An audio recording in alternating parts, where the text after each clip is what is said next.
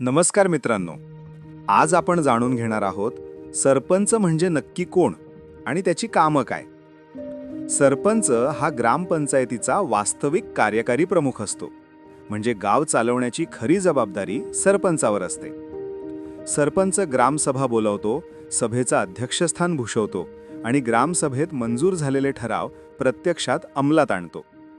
ग्रामपंचायतीचे अभिलेख सुरक्षित ठेवणे, गावच्या मालमत्तेचं संरक्षण करणे आणि खर्चाचा अंदाजपत्रक तयार करणे ही सगळी प्रशासकीय जबाबदारी सरपंचाचीच असते.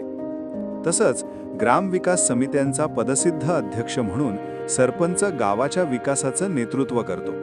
ग्रामसेवकासोबत मिळून आर्थिक व्यवहार पाहणे, जमा रक्कम सांभाळणे आणि धनादेश काढणे ही देखील महत्त्वाची कामं आहेत. म्हणून लक्षात ठेवा, सरपंच म्हणजे गावाच्या विकासाचा कणा.